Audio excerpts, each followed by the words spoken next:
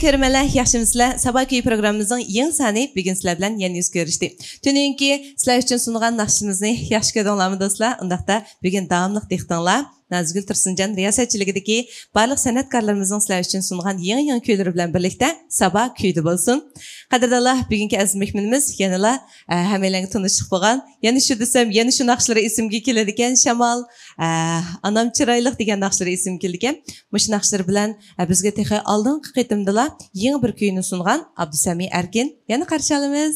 Rahmat. Salam ekran oldidagi barcha azizlar. Kamin Abdusami Erkindan yana bir qitim sizlarga o'tliq salom.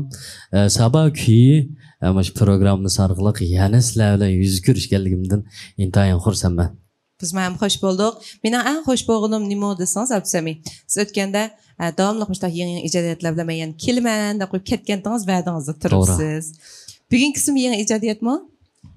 Bugunkisi mana shu ayolim temasidagi şu hanım kızlarımız için kısıksı ayalım için ayalım için hanım kızlarımız için kısıksı üzerinden ayal için yazılgan ayalım temizdeki mehri muhabbet tasvirlengen nakşa. Bu özünüzden icadiyeti mi? Bunun sözü müziksi hem özümden onun için müzika akortlaştırış hizmetimizdeki yaxshi kasbdosh buradarım İmran Yusuf degan birodarimiz qilgan. Ishlabadi ya.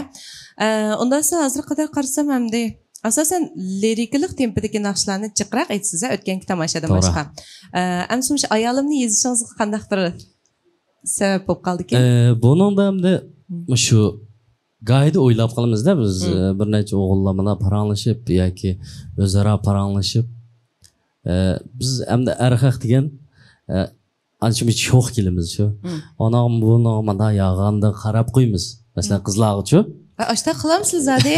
Xira qildinglar mana. Demakchi o'g'lim, u endi onda bir qarab, "Ey, o'zimizning ayoliga yana nima yetdi?" deydigan bir tuyg'umiz bor. Demak, shundaq bir oilani so'ydigan bir erkaklar uchun yozilgan naqsha deb qarasak bo'ldi.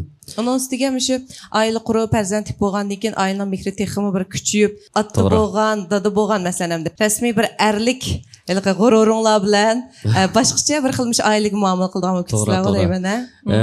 Endi biz burun o'qiyotgan mezgillarimizda asosiyatdan o'zimizning g'amini yeydiganmiz. Keyin oila kirgandan keyin oilada ayolimiz bizning g'amimizni yeydi ekan. To'g'ri. Bolamizning g'amini yeydi ekan, ota-onamizning g'amini yeydi ekan. Albatta, mushlar uchun bir madhiya so'zi, shularning dili suyundigan, shular xush bo'ladigan bir asarmi bo'lish kerak degan umidda. To'g'ri, bak to'g'ri aytdingiz. Shu tapni o'zi balkim ayolingiz shunda xursand bo'ldi deb o'ylayman. Chunki ayollar ham o'shga yig'i deb qo'ydi ekan. Shunday chiroyli so'zlardan yoki bir tal guldinmi ko'ngli erib ketadi. To'g'ri. Tatqan jafolarni unutib ketadi shu ayollarimizmi. Va qadrli hammaga qadrlansin. Unda bo'lsa, ayolim degan bu naqshini mening shunday anglig'im keldi. Birlikda anglandik. Bo'ldi. Qani, marhamat.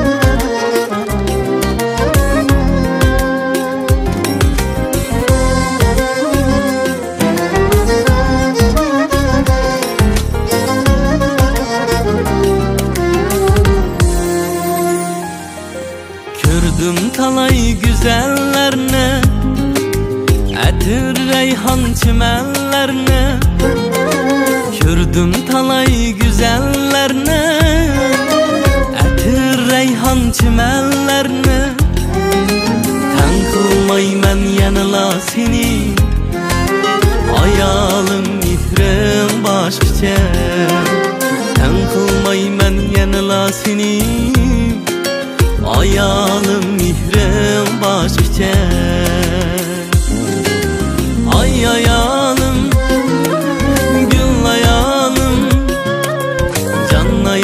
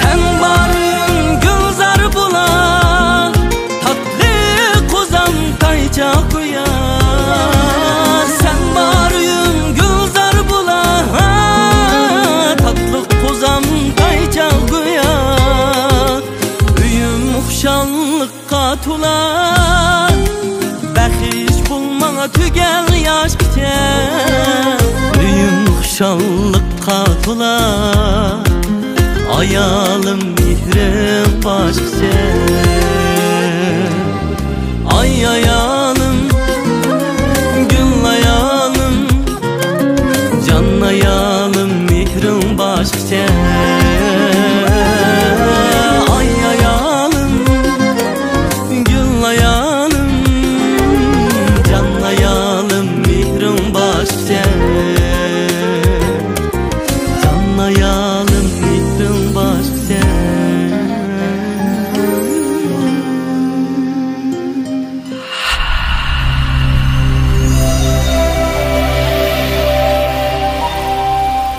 Rahmat, bu yeni kuyumu pek natijali chiqibdi deb o'yladim. Rahmat.